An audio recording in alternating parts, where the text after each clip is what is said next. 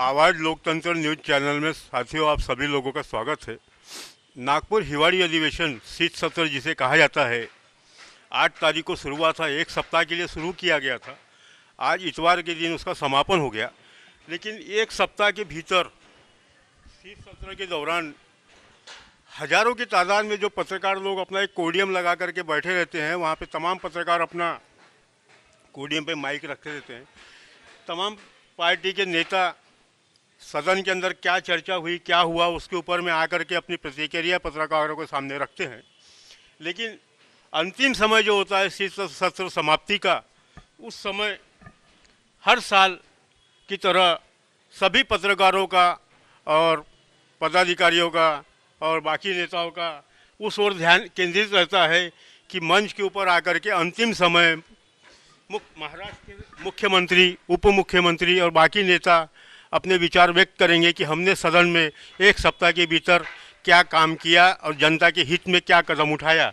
लेकिन देखने में यह आया कि उसकी तैयारी भव्य रूप से की गई, सारे मंच पे सजा दिए गए कि चेयर लगा दी गई। लेकिन दोपहर के समय यह आशा थी कि मुख्यमंत्री साहब आएंगे, लेकिन 2:30-3 बजे के दौरान वो पिछले दरवाजे से धीरे से निकल लिए और वो कार्यक्रम उन्होंने रद्द कर दिया। ये बड़ी दुखद बात है। इस तरीके से मुख्यमंत्री का निर्धारित जो तय होता है, समय का जो प्रोग्राम होता है, एकाएक कैंसिल करना और वहाँ से निकल जाना, ये बहुत ही अशोभनीय है। सबका ध्यान उस ओर था कि मुख्यमंत्री ने एक सप्ताह के भीतर में जनता के लिए, किसानों के लिए, विदर्भ के लिए, बाकी तमाम मुद्दों के ऊपर में क्या किया, क्या घोषणा हुई, क्या डिसीजन हुआ, वो अपने वक्तव्य में जनता को और क्या बोलते वर्तमान पत्र के प्रतिनिधियों को बताएंगे। लेकिन उन्होंने वो प्रोग्राम ही स्थगित कर दिया। ये बड़े दुखद की बात है साथियों। आप लोगों को ज्ञात होगा कि महाराष्ट्र के अंदर, हमारे नागपुर शहर के अंदर बिजली के कई उपकेंद्र है, लेकिन सबसे ज़्यादा बिजली हमारे नागपुर शहर के अंदर है। उसके लिए भी काफ़ी ज़ोरों से मांग उठ रही है कि बिजली के दर कम किया जाए, लेकिन उसके ऊपर में किसी प्रकार का कोई विचार नहीं है। यहाँ तक के बिजली मीटर बदलने का जो प्रोग्राम किया जा रहा है उसके भी जनता काफ़ी विरोध कर रही है, लेकिन किसी प्रकार की कोई सुनवाई नहीं होती। विदर्भ राज्य का मांग का जो मुद्दा है काफ़ी सालों से चल रहा है। मुख्यमंत्री हमारे नागपुर के होते हुए भी उसके ऊपर में किसी प्रकार का कोई निर्णय नहीं लेते। यहाँ तक कि विदर्भ में कई इंडस्ट्रियाँ हमारी आज नागपुर जिले की देखा जाए, भंडारा जिले की देखा जाए, जहाँ जहाँ इंडस्ट्री है विदर्भ के अंदर, अधिकांश फैक्ट्रियाँ तो बंद हो चुकी है। उसको पुनः चालू करने के लिए किसी प्रकार का कोई प्रयास नहीं किया जा रहा। बुट्टी बोरी मियान जो है, वहाँ पे सैकड़ों की तादाद में इंडस्ट्री आई, लेकिन उनमें से अधिकांश फैक्ट्रियाँ वापस चले गए। उसका मुख्य कारण ये था कि बिजली महंगी है, कामगार को भी किमान वेतन नहीं मिलता, दुनिया भरी की कई समस्याएं। सैकड़ों की तादाद में अनेक मोर्चे आए और अपना निवेदन दिए, वो भी निराशा की झोली लेकर के वापस चले गए। कई लोग ठंड में ठिठुरते हुए पड़े रहे, उनकी किसी प्रकार की कोई पर्याय व्यवस्था नहीं की। लेकिन सबको अपेक्षा थी कि हमारे मुख्यमंत्री जो है ये कुछ ना कुछ तो भी कार्य करेंगे। लेकिन ये समझ में आ गया कि उनको सिर्फ लाडली बहना के नाम के ऊपर में पैसे बांटना है और वोट बटोरना है और उसके चलते ही राजनीति करना है। साथियों, ये जो राजनीति का हथकंडा जो चल रहा है महाराष्ट्र सरकार में, ये खेदजनक है। इसके ऊपर भी आप लोगों ने गंभीरता से विचार करना चाहिए। हफ्ते भरे के अंदर का जो भी कार्यकाल हुआ उसकी हमने लगातार आप लोगों को खबरें दी हुई है और अपने चैनल के माध्यम से आप लोगों के सामने लाई हुई है। आज भी जो लोग कोडियम के ऊपर में आए, उन लोगों की भी खबर हम आपको इस न्यूज़ चैनल के माध्यम से रख रहे हैं। आप लोग उसे देखिए और लाइक करिए और सब्सक्राइब करिए, और वर्तमान में जो चल रही है सरकार उसके ऊपर गंभीरता से विचार करिए। क्या ये मौजूदा सरकार जनता के हित में काम कर रही है, नहीं कर रही है, ये सोचना आपका काम है साथियों। धन्यवाद। दिवंगत भारतीय जनता पार्टीचे ज्येष्ठ नेते आणि 2009मध्ये विरोधी पक्षनेते स्वर्गवासी भाऊसाहेब फुंडकर यांनी पाठपुरावा करून सारंगवाडी हा प्रकल्प मंजूर करून घेतला होता। 2009मध्ये हा प्रकल्प जेव्हा मंजूर झाला होता त्यावेळेला या प्रकल्पाची पहिली प्रशासकीय मान्यता जी आहे ती 16 कोटीची होती आणि 2009 पासून तर 14 पर्यंत काँग्रेसच्या काळामध्ये हा प्रकल्प फक्त मंजूर झाला होता, प्रत्यक्ष काम हे सुरू झालं नव्हतं। महायुतीचं सरकार आल्यानंतर या प्रकल्पाला गती देण्याचं काम त्या ठिकाणी झालं, परंतु दुर्दैवाने त्यावेळेला जे महामंडळ आहे त्या महामंडळाचे तत्कालीन MD कुशिरे म्हणून आणि ज्या कंपनीला हे काम देण्यात आलं होतं, वॉटरफ्रंट नावाची कंपनी आहे, यांनी संगनमताने 2009 पासून तर 2024पर्यंत त्या ठिकाणी चुकीच्या पद्धतीने कागदपत्र दाखवून चुकीच्या पद्धतीने टेंडर भरून हा 16 कोटी रुपयाचा प्रोजेक्ट हा 260 कोटी रुपयापर्यंत दिला. आणि विशेष म्हणजे याच्यामध्ये प्रचंड अनियमितता आहे.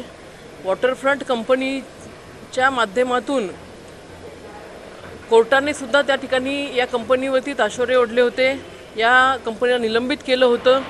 परंतु MD कुशिरे यांनी ऑफ द रेकॉर्ड जाऊन या कंपनीला मदत केली आणि पुन्हा हे काम वॉटरफ्रंट कंपनीला देण्यात आलं. या संदर्भातली लक्षवेधी आज आम्ही लावली. मंत्री महोदयांनी या लक्षवेधीवरती SIT नेमलेली आहे. परंतु हा खूप मोठा भ्रष्टाचार त्या ठिकाणी वॉटरफ्रंट कंपनीचे संचालक सुनील मुंदडा, हर्षद मुंदडा आणि सोबत MD कुशिरे यांनी केलेला हा खूप मोठा भ्रष्टाचार आहे. SIT मंत्री महोदयांनी सांगितलं की 3 महिन्यामध्ये या SITची चौकशी पूर्ण होऊन त्या ठिकाणी कठोर कारवाई त्या ठिकाणी केल्या जाईल.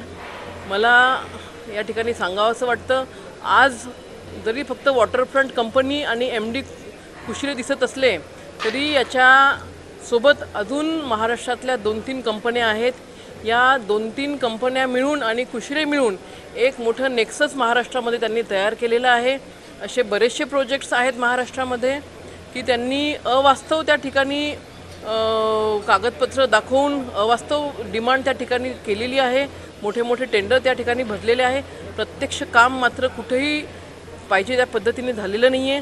रत्नागिरी जिल्ह्यामध्ये लांजा तालुक्यामध्ये याच वॉटरफ्रंट कंपनीने जवळपास 6,000 कोटी रुपयाचा असाच एक प्रकल्प घेतलेला आहे. त्याही प्रकल्पामध्ये प्रचंड अनियमितता आहे.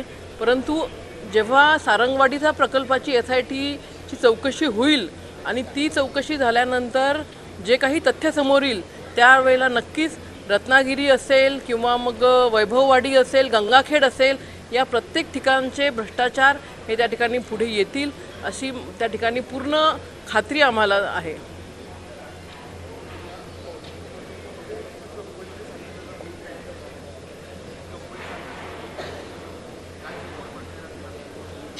या कंपनीचे जे आता तुम्ही बघताय 2009मध्ये जेव्हा हा प्रकल्प मंजूर झाला त्याचा खर्च तेव्हा म्हणजे त्याची पहिली प्रशासकीय मान्यता ही 16 कोटीची होती आणि आजच्या घडीला 260 कोटी रुपये त्या प्रकल्पाला लागत आहेत.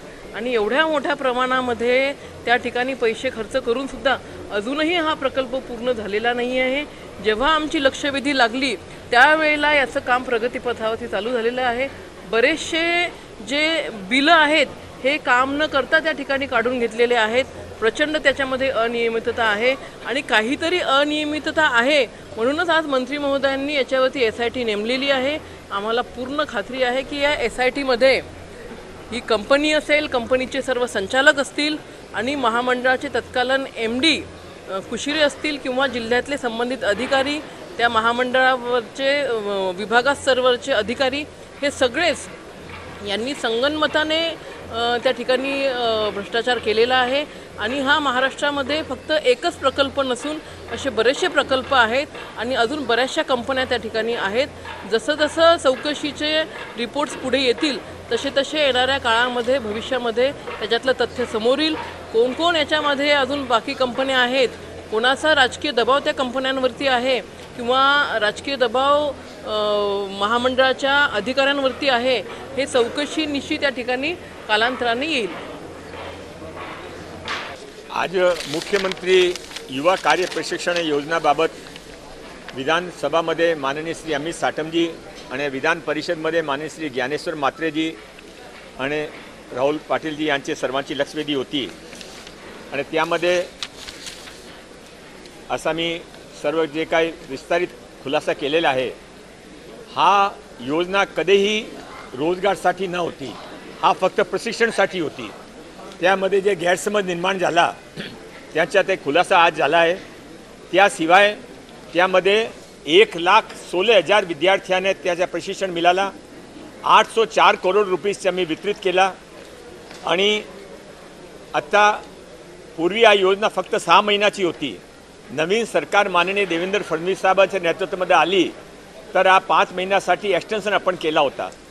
आणि त्याशिवाय हा योजनामध्ये एक प्रश्न उद्भव झाला की आता त्यांचे 11 महिने पूर्ण झाले नंतर काय. तो नंतर आपण त्याच्या मुलामुलीसाठी एक 6 सूत्री कार्यक्रम तयार केला आहे. ते कार्यक्रमामध्ये त्याने फार लाभ होणार आहे. त्यांच्यासाठी एक जे आता आपण शॉर्ट टर्म कोर्सेस सुरू केला आहे ते शॉर्ट टर्म कोर्सेसमध्ये आपल्या प्रत्येक तालुक्यामध्ये आपल्या ITIमध्ये शॉर्ट टर्म कोर्सेस सुरू झाला आहे. त्यामध्ये आपण 10% जागा त्यांच्यासाठी प्रायोरिटी रिझर्वेशनवर ठेवू आणि त्यांच्याकडून चार्जेस फीस देणार नाही. त्यांच्यासाठी ते फ्री होईल. अतिशय चांगले शॉर्ट टर्म कोर्सेस आपण सुरू केला आहे. सेकंडली आपण मुख्यमंत्री स्वरोजगार योजना हा 1 जानेवारीपासून सुरू होणार आहे, रोल आउट होणार आहे. त्यामध्ये प्रथम वर्षामध्ये 5 लाख मुलामुलीने आपण 6 लाख रुपयेचा लोन 6% ची दरवर देणार आहे. त्यामध्ये 3% ते भरणार आहे, 3% सरकार भरणार आहे. फक्त लोनचा विषय नाही आहे. प्रत्येक ITIमध्ये आपण एक इनोव्हेशन सेंटर उभा केला आहे. प्रत्येक ITIमध्ये एक मेंटरशिप ग्रुप उभा केला आहे. आणि त्याशिवाय एक आपण MSSI पुण्याची संस्था आहे त्याच्याबरोबर करार करून त्यांचे जे 50 पॉप्युलर प्रश्न असेल, आमच्या GST कसा काढायचा, आमच्या लीव लायसन्स ॲग्रीमेंट कसा करायचा, रजिस्ट्रेशनसाठी कुठे जायचा, हा सर्व प्रश्न त्यांचे फ्री ऑनलाईन जवाब मिळेल. हा 5 लाख मुलामुलीने आम्ही 35 लाख मुलामुलीची लिस्ट आम्ही तयार केली आहे. त्यामध्ये हा 1,12,000 लोकांसाठी आम्ही 10% रिझर्वेशन ठेवू, प्रायोरिटी रिझर्वेशन. त्याशिवाय उद्योग विभागाकडे आपण जे मुलामुली आहे त्यांच्या ज्या विषयाची आवड आहे त्यांच्या बायफर्केशन करून त्या विभागाचे जे इंडस्ट्रीज आहे त्याच्याकडे पाठवण्यासाठी उद्योग विभागाकडे पाठवू. आपण कर्नाटकाची धर्तीवर एक मॅच मेकिंग पोर्टल तयार करणार आहे की हे जे मुलामुली आपले प्रशिक्षण घेऊन पुढे जातील त्यांचे जॉब कुठे मिळू शकतात, ते काय करू शकतात, स्वरोजगार रोजगार, त्यासाठी या पोर्टलमध्ये त्यांचं गायडन्स मिळेल. आम्ही यासाठी एक विशेष रोजगार कक्ष पण स्थापित करू. तो ते हे जे विद्यार्थी प्रशिक्षणार्थी विद्यार्थी त्याने आपण त्यांचा फायदा मिळेल असा 6 सूत्री कार्यक्रम माननीय मुख्यमंत्री माननीय उपमुख्यमंत्री यांच्या निर्देशानुसार आपण तयार केला आहे. मी आपला मार्फत हे जे स्वर्ग प्रशिक्षणार्थी विद्यार्थी आहे त्याने निवेदन करतो की त्यांचे आंदोलन मागे घ्यावा आणि आमच्याबरोबर सहकार करावा. हे माझ्या श्रीरामपूर मतदारसंघातील गळणी म्हणून एक छोटंसं गाव आहे. गरीब घरातला मुलगा आहे आणि एक तो छोटासा टेम्पो, त्याच्यावरती त्यांचा सर्व उदरनिर्वाह होत असतो आणि त्या टेम्पोमधून ते काही सामान किंवा जनावरं इकडनं तिकडं घेऊन जात असतात. त्या दिवशी हा एक मुलगा होता अनिकेत वडितके नावाचा.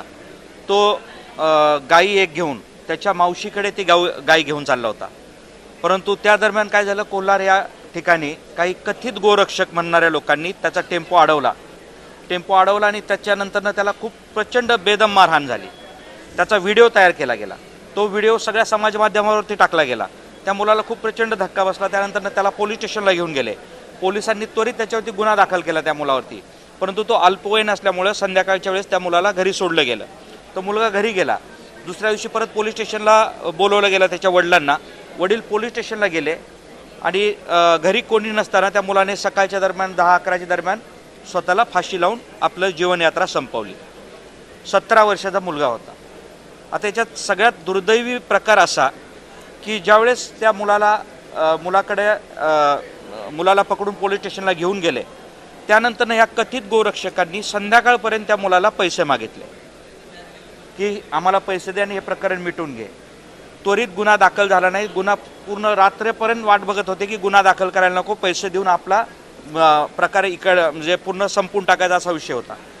याच्यामध्ये काही प्रमाणात पोलिसही सहभागी असतील, त्याशिवाय एवढा वेळ गेलेला नाही.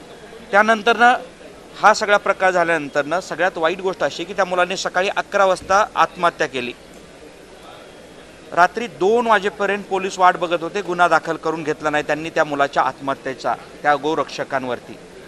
ज्यावेळेस मी तिथं प्रत्यक्षात गेलो, मी त्या ठिकाणी बोललो, त्यानंतरनं SP साहेबांशी बोललो आणि रात्री 1-1:30-2च्या दरम्यान गुन्हा दाखल झाला. शेवटी गोरक्षा करणं हे आपल्या सगळ्यांचं आद्य कर्तव्य आहे. आपण भारतात राहतो, परंतु त्याचा अर्थ असा नाही की या कथित गोरक्षकांनी अशा पद्धतीचे झुंडशाही करून लोकांचा जीव घ्यावा. एक लहान मुलगा ज्याचं नुकतंच आता त्यांनी 18व्या वर्षात पदार्पण केलं होतं, त्या मुलाचा, निष्पाप मुलाचा या कथित गोरक्षकांनी त्यांच्या झुंडशाहीने जीव घेतलेला आहे. माझी या माध्यमातून विनंती आहे, मी सरकारला विनंती केली. माननीय मुख्यमंत्री महोदयांनी सांगितलं, कारण 1 महिना होऊन गेला, 25 ऑक्टोबरच्या दरम्यान ही घटना घडली. अजूनपर्यंत एकही आरोपी पकडला गेला नाही 4 पैकी. हेही धक्कादायक आहे.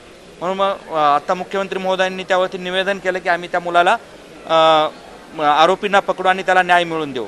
मग 1 महिना कशाची वाट बघत होतं सरकार? सरकारला लक्षात आलं नाही का की आपण काय करत आहोत? माझी आपल्या माध्यमातून विनंती आहे की या अनिकेत वडितके या गरीब घरातल्या शेतकरी कुटुंबातल्या मुलाला आपल्या माध्यमातून न्याय मिळावा. धन्यवाद. जय